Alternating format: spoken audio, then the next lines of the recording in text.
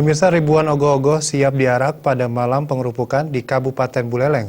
Remaja maupun anak-anak mulai mempersiapkan atraksi ogoh-ogohnya dan melakukan aksi bersih-bersih ranting pohon agar pawai ogoh-ogoh berjalan lancar.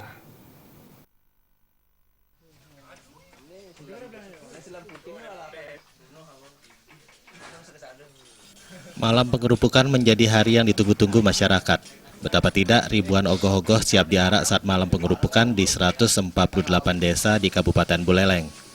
Dari data kepolisian daerah Bali, jumlah ogoh-ogoh yang diarak khususnya di Kabupaten Buleleng mencapai 1.381 buah dan menjadi yang terbanyak di Bali.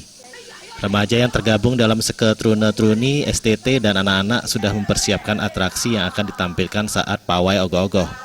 STT juga mulai memotong ranting kayu di sepanjang jalan yang akan dilalui pawai ogoh-ogoh.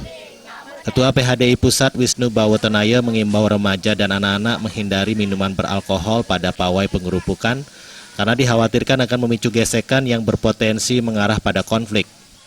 Yang harapkan di dalam kegiatan nyepi niki mangga laksanakan catur berata penyepian dengan baik.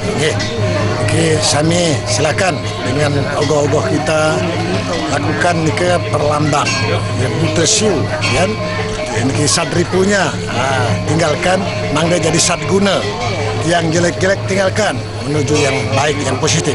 Miring sarang-sarang mangga nyepi niki betul-betul antar pemarginya.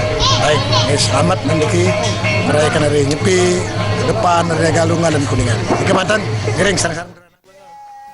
Menanggapi imbauan PHDI, Ketua salah satu STT di Buleleng, Wayan Wilantara, mengatakan pihaknya dengan tegas melarang anggota minum minuman beralkohol pada pengerupukan. Pihaknya juga ingin mewujudkan pengerupukan yang aman dan nyaman bagi masyarakat. Kalau untuk masalah himbauan pada teman-teman, untuk pengerupukan besok pada pengarakan ogoh-ogoh, memang sudah ada aturan. Kita sepakat untuk tidak minum alkohol alias no drink. Itu yang pertama, alasannya untuk tetap menjaga keamanan, ketertiban, persatuan, dan mencegah terjadinya pergesekan di antara teman-teman maupun kelompok yang lainnya.